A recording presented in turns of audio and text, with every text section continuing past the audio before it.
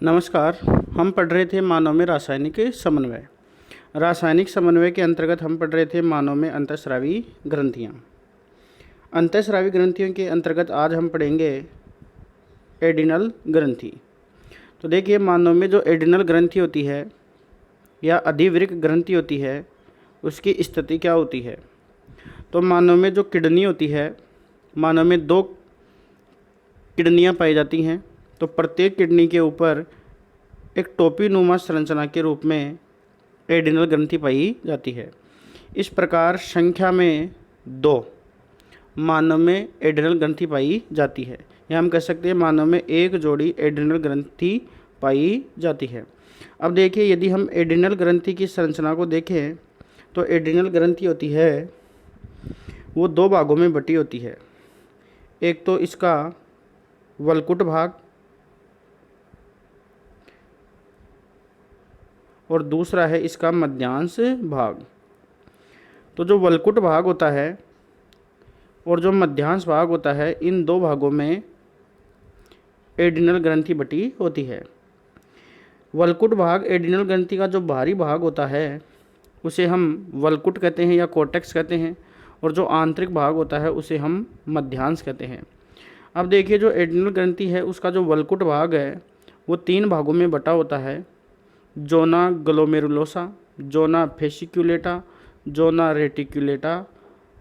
तो वलकुट भाग है वो 3 भागों में बटा होता है। वलकुट भाग का सबसे बाहरी भाग, ये वाला जो भाग है, ये जोना ग्लोमेरुलोसा होता है। जोना ग्लोमेरुलोसा के नीचे जोना फेसिक्युलेटा होता है, और जोना फेसिक्युलेटा के नीचे जोना रेटिक्युलेटा होता है, और सबसे भीतर की तरफ एडिनल ग्रंथि का मध्यांश भाग पाया जाता है। तो इस प्रकार एडिनल ग्रंथि होती है, यह 2 भागों में बटी होती है। एक तो बाहरी भाग जिसे वलकुट कहते हैं, एक आंतरिक भाग जिसे हम मध्यांश कहते हैं। अब देखिए, जो एडिनल ग्रंथि है उसको हम इस चार्ट के माध्यम से समझते हैं। तो देखिए, जो एडिनल ग्रंथि होती है या अधिवृक्क ग्रंथि होती है उसे हम 2 भागों में बांटते हैं। एक तो वलकुट भाग, एक मध्यांश भाग। बहुत इम्पोर्टेंट है कि जो एडिनल ग्रंथि होती है उसका वलकुट भाग उत्पत्ति में मेसोडर्मल होता है, जबकि मध्यांश भाग उत्पत्ति में एक्टोडर्मल होता है। तो इस प्रकार हम कह सकते हैं एडिनल ग्रंथि उत्पत्ति में मेसोडर्मल और एक्टोडर्मल होती है। अब देखिए, जो इसका वलकुट भाग होता है वो 80 से 90% होता है, और जो इसका मध्यांश भाग होता है वो 10 से 20% होता है। अब देखिए, जो एडिनल ग्रंथि है उसका वलकुट भाग मैंने आपको बताया 3 भागों में बटा होता है। सबसे बाहरी भाग जोना ग्लोमेरुलोसा, उससे नीचे का भाग जोना फेसिक्युलेटा, और उससे नीचे का भाग जोना रेटिक्युलेटा। और जो मध्यांश भाग होता है, उस मध्यांश भाग से 2 हार्मोन स्रावित होते हैं, उसको हम अभी आगे जानेंगे। तो देखिए, पहले जो वलकुट भाग होता है उसको हमने 3 भागों में बांटा, ग्लोमेरुलोसा, फेसिक्युलेटा और रेटिक्युलेटा। अब देखिए, जोना ग्लोमेरुलोसा से जो स्रावित होने वाले जो हार्मोन होते हैं उन्हें हम मिनरेलोकोर्टिकोइड कहते हैं। बहुत इंपॉर्टेंट है। जोना ग्लोमेरुलोसा से जो हार्मोन स्रावित होते हैं उनको हम सामूहिक रूप से मिनरेलोकोर्टिकोइड कहते हैं। जोना फेसिक्युलेटा से जो हार्मोन स्रावित होते हैं उनको हम ग्लूकोकोर्टिकोइड कहते हैं, और जोना रेटिक्युलेटा से जो हार्मोन स्रावित होते हैं उन्हें हम गोनेडोकोर्टिकोइड कहते हैं। अब देखिए, जो मिनरेलोकोर्टिकोइड है उस श्रेणी के एक हार्मोन का उदाहरण है एल्डोस्टेरोन, जो हमको पढ़ना है। फिर है ग्लूकोकोर्टिकोइड, इस श्रेणी के हार्मोन का उदाहरण है जो इम्पोर्टेंट है कार्टिसोल। और गोनेडोकोर्टिकोइड इस श्रेणी के हार्मोन होते हैं लिंग हार्मोन, सेक्स हार्मोन, जैसे एस्ट्रोजन, प्रोजेस्टेरोन, टेस्टोस्टेरोन। ये लिंग हार्मोन होते हैं जो गोनेडोकोर्टिकोइड श्रेणी के अंतर्गत आते हैं। तो ये आपको याद कर लेना है। फिर देखिए, एड्रिनल ग्रंथि का जो मध्यांश भाग होता है जो उत्पत्ति में एक्टोडर्मल होता है, उससे 2 हार्मोन स्रावित होते हैं जो आपने छोटी कक्षाओं के अंतर्गत या आपकी जो पिछली कक्षाएं हैं 10th क्लास उनमें पढ़ा है कि जो एड्रिनल ग्रंथि होती है उससे उसका जो मध्यांश भाग होता है उससे 2 हार्मोन स्रावित होते हैं, एक तो एड्रिनेलिन, एक नॉर एड्रीनेलिन। इन दोनों हार्मोनों को सम्मिलित रूप से कैटेकोलमिनस कहा जाता है। क्या कहा जाएगा? कैटेकोलमिनस। एड्रिनल ग्रंथि होती है उससे स्रावित होने वाले जो हार्मोन है एड्रिनेलिन और नॉर एड्रिनेलिन, इनको हम सम्मिलित रूप से कैटेकोलमिनस कहते हैं। तो आपको सभी को याद रखना है कि कैटेकोलमिनस क्या है। एड्रिनेलिन हार्मोन और नॉर एड्रिनेलिन हार्मोन को सम्मिलित रूप से कैटेकोलमिनस कहा जाता है। तो आपको याद हो गया होगा कि जो एड्रिनल ग्रंथि होती है उसको हम 2 भागों में बांटते हैं। इसका भारी भाग वल्कुट और आंतरिक भाग मध्यांश कहलाता है। इसका जो भारी भाग होता है वल्कुट, उसको 3 भागों में बांटा जाता है। जोना ग्लोमेरुलोसा, जिससे स्रावित होने वाले हार्मोन मिनरेलोकोर्टिकोइड श्रेणी के अंतर्गत आते हैं, और इसका एक उदाहरण है एल्डोस्टेरोन। फिर देखिए दूसरा भाग होता है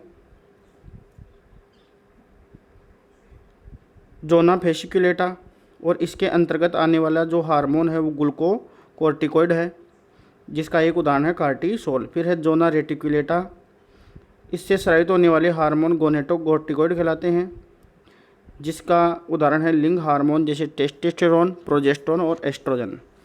फिर देखिए मध्यांश से स्रावित 2 हार्मोन स्रावित होते हैं, एड्रिनेलिन और नॉर एड्रिनेलिन। इनको सम्मिलित रूप से कैटेकोलमिनस कहते हैं। अब देखिए हम एक एक प्रकार के हार्मोन को हम पढ़ते हैं। तो पहला हार्मोन जो है मिनरेलोकोर्टिकोइड श्रेणी के हार्मोन। तो देखिए मिनरेलोकोर्टिकोइड जो हार्मोन होते हैं वेरी इंपॉर्टेंट है, यहाँ से बहुत सारे क्वेश्चन बनते हैं। यह जो हार्मोन होता है वो रक्त और किडनी जो वृक्क है उसमें खनिज आयनों की सांद्रता का नियमन करता है। जब हम किडनी की संरचना पढ़ेंगे और किडनी की कार्य प्रणाली पढ़ेंगे तब हम इसको भली भांति जान लेंगे।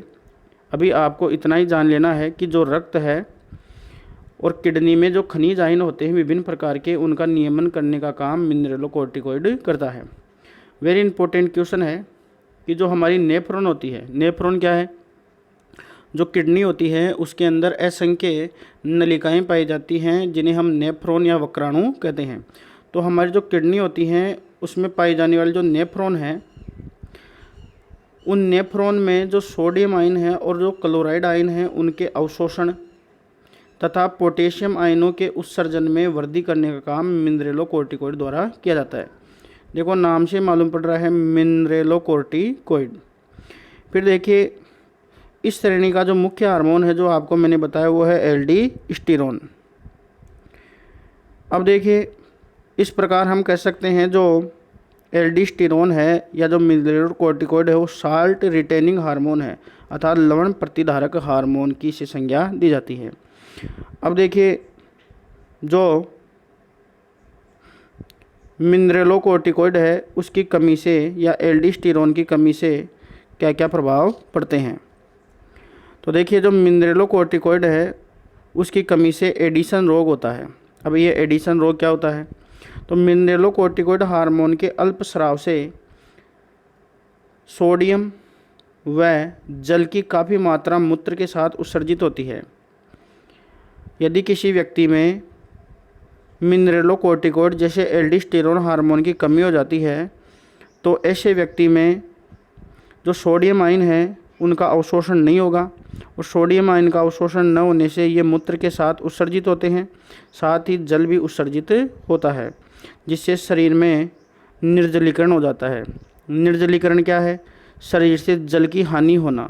जो हमारा शरीर है उसे जल की हानि होना निर्जलीकरण कहलाता है। तो ऐसे व्यक्ति में जो रक्तदाब होता है वो घट जाता है, और रोगी व्यक्ति की जो पेशियां और जो मस्तिष्क है वह कमज़ोर हो जाता है, वह शरीर का तापमान कम हो जाता है, और ऐसे व्यक्ति में जो त्वचा है वो कांस्य वर्ण हो जाती है। कांस्य वर्ण त्वचा क्या होती है? आपने कांसा का नाम सुना होगा, जो धातु होती है कांसा। तो कांसा जो धातु है या जो कांस्य धातु है वो आप सबने देखी है। तो जो कांस्य धातु है उसके जैसा रंग हो जाता है त्वचा का, और इस दशा को एडिसन रोग कहा जाता है। ऐसी दशा में व्यक्ति की मृत्यु भी हो सकती है। इसीलिए जो एडिनल ग्रंथि होती है उससे स्रावित होने वाले जो हार्मोन होते हैं उनको जीवन रक्षक हार्मोन कहा जाता है। तो एडिशन रोग क्या होता है? यदि किसी व्यक्ति में मिनरेलोकोर्टिकोइड हार्मोन की कमी हो जाती है तो ऐसे व्यक्ति में सोडियम आयन का अवशोषण नहीं होगा तथा जो जल है, सोडियम आयन और फिर जल है, वो काफ़ी मात्रा में मूत्र से उत्सर्जित होते हैं और ऐसे व्यक्ति में रक्त दाब घट जाता है और ऐसे व्यक्ति में शरीर से निर्जलीकरण हो जाता है और ऐसे व्यक्ति की त्वचा का रंग काश्य वर्ण हो जाता है, ब्रॉन्जिंग हो जाता है। इस दशा को हम एडिशन रोग कहते हैं। अब देखिए अगला रोग है कॉन्स रोग, जो मिनरेलोकोर्टिकोइड के अधिक स्राव से होता है। याद रखना है, जो कॉन्स रोग होता है वो मिनरेलोकोर्टिकोइड जो हार्मोन होता है या एल्डोस्टेरोन जो हार्मोन होता है उसके अधिक स्राव से कॉन्स रोग होता है। इस रोग में क्या होता है? देखिए मिनरेलोकोर्टिकोइड की कमी, यहाँ पर होगा अधिकता। मिनरेलोकोर्टिकोइड की अधिकता से या अधिक स्राव से जो सोडियम में पोटेशियम आयन है उसका संतुलन बिगड़ जाता है, जिससे तंत्रिकाएं ठीक तरह से कार्य नहीं करती हैं। परिणाम स्वरूप पेशियां ठीक से काम नहीं करती हैं और इनमें अकड़न आ जाती है। जो पेशियां होती हैं वो ढंग से काम नहीं करेगी, क्योंकि जो सोडियम और जो पोटेशियम आयन है उनका योगदान पेशियों के संकुचन में होता है। इसे ही कॉन्स रोग कहा जाता है। तो कॉन्स रोग में पेशियां ठीक से काम नहीं करती हैं और ऐसा रोग तब होता है जब मिनरेलोकोर्टिकोइड के अधिक स्राव से होता है। फिर देखिए अगला रोग है ईडिमा। ईडिमा क्या होता है? इस रोग में रक्त में सोडियम की मात्रा बढ़ जाती है। तो देखो आपको मैंने बताया कि मिनरेलोकोर्टिकोइड या जो एल्डोस्टेरोन हार्मोन होता है वो सोडियम आयन के अवशोषण को बढ़ाता है। अब देखिए यदि किसी व्यक्ति में एल्डोस्टेरोन या मिनरेलोकोर्टिकोइड हार्मोन अधिक स्रावित होगा तो ऐसे व्यक्ति में सोडियम आयन का अवशोषण अधिक होगा और सोडियम आयन का जब अवशोषण अधिक होगा तो वह रक्त में सोडियम आयनों की मात्रा बढ़ जाती है, जिससे व्यक्ति का बीपी बढ़ जाएगा और जल की मात्रा भी बढ़ जाती है। ऐसे व्यक्ति का शरीर जगह जगह से फूल जाता है। सोडियम की कमी होने से तंत्रिका व पेशियां ठीक तरीके से कार्य करना बंद कर देती हैं और इस रोग को ईडिमा कहते हैं। अब यहाँ पर देखिए सोडियम की कमी क्यों हुई? क्योंकि आपको मैंने पहले ही बताया था कि जो मिनरेलोकोर्टिकोइड हार्मोन होता है वो सोडियम आयनों के उत्सर्जन मतलब शरीर से बाहर निकालने का काम करता है। तो यदि किसी व्यक्ति में मिनरेलोकोर्टिकोइड की अधिकता होती है तो ऐसे व्यक्ति में अधिक से अधिक सोडियम आयनों को शरीर से बाहर निकाला जाएगा। ऐसे व्यक्ति में सोडियम आयनों की क्या हो जाएगी? कमी। और सोडियम आयनों की कमी होने से जो तंत्रिका है और पेशियां हैं वो कार्य करना बंद कर देती हैं। जब हम पेशियों की कार्य प्रणाली पढ़ेंगे तब हम सोडियम और जो पोटेशियम आयन है उनका क्या योगदान है पेशियों के संकुचन में उसके बारे में जानेंगे। लेकिन अभी आपको इतना ही ध्यान रखना है, यदि किसी व्यक्ति में मिनरेलोकोर्टिकोइड की अधिकता हो जाती है तो ऐसे व्यक्ति के शरीर में सोडियम आयनों की मात्रा बढ़ेगी, क्योंकि मिनरेलोकोर्टिकोइड सोडियम आयनों के अवशोषण को बढ़ाता है। जबकि पोटेशियम आयनों की कमी होगी, क्योंकि जो मिनरेलोकोर्टिकोइड हार्मोन होता है वो पोटेशियम आयनों को शरीर से निष्कासित या उत्सर्जित करता है। तो यदि अधिकता होगी तो जो पोटेशियम आयन होते हैं उनको शरीर से ज़्यादा बाहर निकाला जाएगा, जिससे शरीर में पोटेशियम आयनों की कमी हो जाएगी। तो इस प्रकार हमने पढ़ा मिनरेलोकोर्टिकोइड हार्मोन, जिसमें हमने पढ़ा कि मिनरेलोकोर्टिकोइड हार्मोन है उसकी एक उदाहरण है एल्डोस्टेरोन। यदि किसी व्यक्ति में मिनरेलोकोर्टिकोइड हार्मोन है उसकी कमी हो जाती है तो उसमें एडिशन रोग हो जाता है और अधिकता हो जाती है तो कॉन्स रोग और ईडिमा की स्थिति हो जाती है। फिर देखिए अगला हार्मोन है ग्लूकोकोर्टिकोइड, जो जोना फेसिकुलेटा से स्रावित होते हैं। तो देखिए इस श्रेणी का जो प्रमुख हार्मोन होता है वो कॉर्टिसोल होता है। अब देखिए कॉर्टिसोल जो हार्मोन है या ग्लूकोकोर्टिकोइड जो हार्मोन होता है उसके क्या क्या कार्य हैं। यह हार्मोन कार्बोहाइड्रेट, प्रोटीन, वसा के उपापचय का नियंत्रण करता है तथा आरबीसी के उत्पादन को भी प्रेरित करता है और रक्त में ग्लूकोज की मात्रा को बढ़ाता है। और ग्लूकोज होता है वो हमें मालूम है हमारे शरीर को एनर्जी देता है। तो देखिए रक्त में ये ग्लूकोज की मात्रा को बढ़ाता है, इसलिए शरीर की कमजोरी को दूर करने में ये उपयोगी होता है। तथा देखो ये यकृत में ग्लाइकोजिनेसिस और ग्लूकोनियोजिनेसिस तथा यूरियोजिनेसिस को प्रेरित करता है। यूरियोजिनेसिस होता है यूरिया का निर्माण। फिर देखें जो शरीर है, शरीर में जो एंटीबॉडी है उसके निर्माण को कम करता है, अतः इसका उपयोग अंग प्रत्यारोपण में प्रतिरक्षी निषेधात्मक के रूप में किया जाता है। देखिए मैंने आपको बताया था जो हमारा प्रतिरक्षा तंत्र होता है वो अंग प्रत्यारोपण को रोकता है। और कब रोकता है? जब जो दाता व्यक्ति है उसको, जब दाता व्यक्ति है उससे अंग लेकर ग्राही व्यक्ति को दिया जाता है। तो दाता व्यक्ति है वो अंग किसको देता है? किसी भी ग्राही को देता है। यदि इन दोनों के ऊतकों का मिलान किए बिना ही अगर ऐसा किया जाता है तो हमारा प्रतिरक्षा तंत्र ऐसे अंग को अस्वीकार कर देता है। इसलिए अंग प्रत्यारोपण है उसको सफल बनाने के लिए कार्टिसोल का उपयोग किया जाता है, क्योंकि यह एंटीबॉडी निर्माण को कम करता है। इसलिए इसे प्रतिनिषेधात्मक कारक के रूप में कार्टिसोल को काम में लिया जाता है, जिससे अंग प्रत्यारोपण सफल होता है। क्योंकि हमारा जो प्रतिरक्षा तंत्र है वो कोई भी दूसरा व्यक्ति है उसके अंग को स्वीकार नहीं करता। फिर देखिए ये प्रदाह रोधी होता है। आपको मैंने बताया था प्रदाह क्या होता है, यह आपको मैंने प्रतिरक्षा तंत्र वाले पार्ट के अंतर्गत बताया था। फिर देखिए अगला कार्य कोलेजन तंतुओं के मात्रा को बढ़ाता है, इसलिए इसका उपयोग गठिया रोग में किया जाता है। तो इस प्रकार से जो कार्टिसोल है उसके जो कार्य हैं वो कार्य क्या क्या है कि यह हमारे शरीर में एक तो हार्मोन, ये जो हार्मोन होता है हमारे शरीर में कार्बोहाइड्रेट, प्रोटीन, वसा के उपापचय का नियंत्रण करता है। अगला है आरबीसी के उत्पादन को प्रेरित करता है, रक्त में ग्लूकोज की मात्रा को बढ़ाता है तथा ग्लाइकोजिनेसिस, ग्लाइकोनियोजिनेसिस और यूरियोजिनेसिस को प्रेरित करता है। और ये काम करता है यकृत में। जो यकृत होता है वही यूरिया का निर्माण करता है और यूरिया का जो निर्माण है उसको यूरियोजिनेसिस कहा जाता है।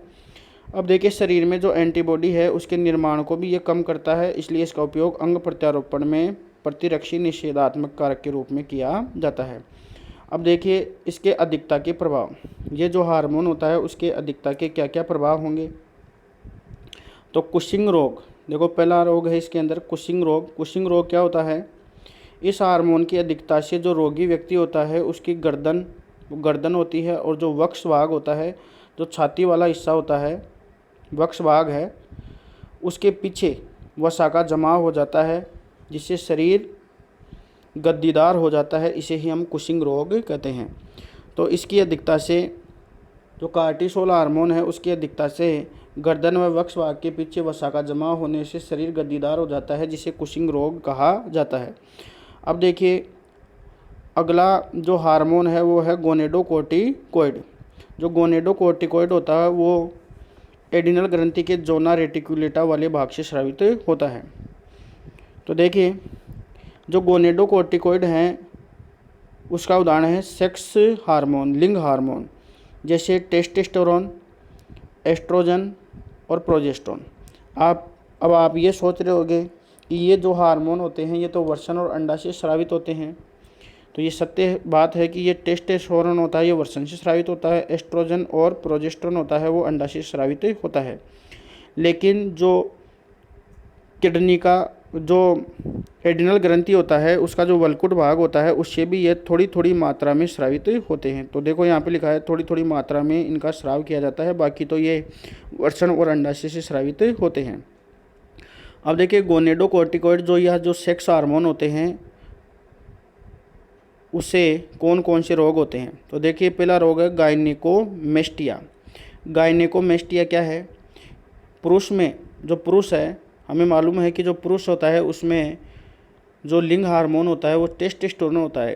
लेकिन यदि किसी पुरुष में एस्ट्रोजन व प्रोजेस्टेरोन की मात्रा अधिक स्रावित होने लग जाए तो ऐसे पुरुष की आवाज़ मधुर हो जाती है और ऐसे पुरुष में स्तनों का विकास हो जाता है। इसे ही हम कहते हैं गायनेकोमेस्टिया।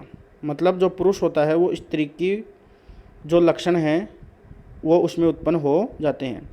फिर देखिए अगला है एड्रिनल वेरिनिज्म या हिर्सुटिज्म। इस दशा में क्या होता है, हमें मालूम है कि जो महिला होती है उसमें लिंग हार्मोन एस्ट्रोजन और प्रोजेस्टेरोन स्रावित होते हैं।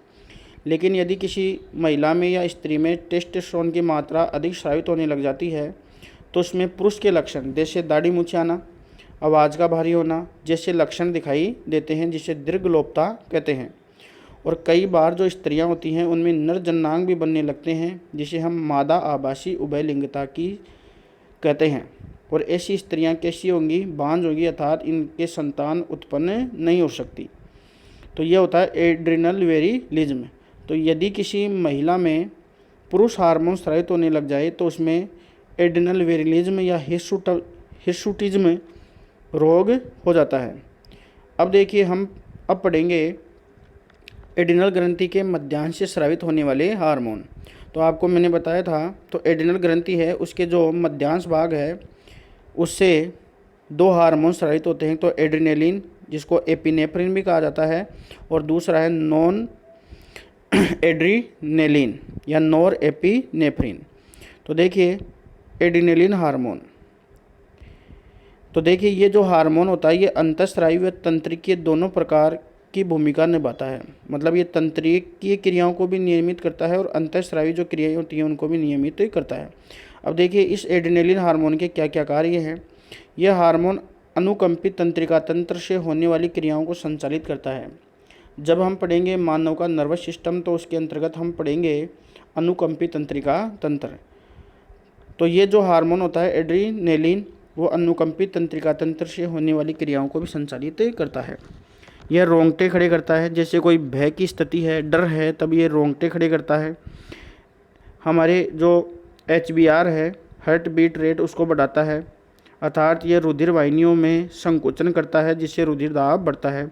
हमारी जो आँखों की पुतली है उसके व्यास को बढ़ाता है, पसीना अधिक लाता है और आहार नाल में क्रमांकुंचन को कम करता है और लाल स्राव को भी ये कम करता है। अब देखिए जो आपातकालीन स्थितियाँ होती हैं, आपातकालीन स्थितियाँ जैसे मान लो आपके पीछे कोई कुत्ता भग रहा है या आपके पीछे कोई चोर लग गया है या जो भी स्थिति है या आपकी किसी से लड़ाई हो गई है, तो आपातकालीन परिस्थितियाँ जैसे भय, संघर्ष, पलायन में यह अधिक स्रावित होकर आपातकालीन परिस्थितियों से हमें बचाने का कार्य करता है। इसीलिए इसे 3FH या संकटकालीन हार्मोन या करो या मरो हार्मोन की संज्ञा दी जाती है। देखिए 3F कहने का कारण यह है, भय फियर, संघर्ष फाइट, पलायन फ्लाइट। तो इन तीनों का जो F है उससे बना है 3F। तो इसको हम 3FH भी कहते हैं क्योंकि यह फियर, फाइट और फ्लाइट जैसी दशाओं में हमें बचाता है।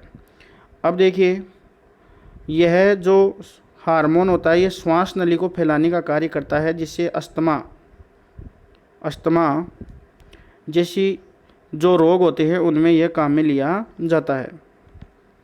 फिर देखिए दूसरा हार्मोन है जो मध्यांश भाग से स्रावित होता है, वह नॉर एड्रिनेलिन या नॉर एपिनेफ्रिन।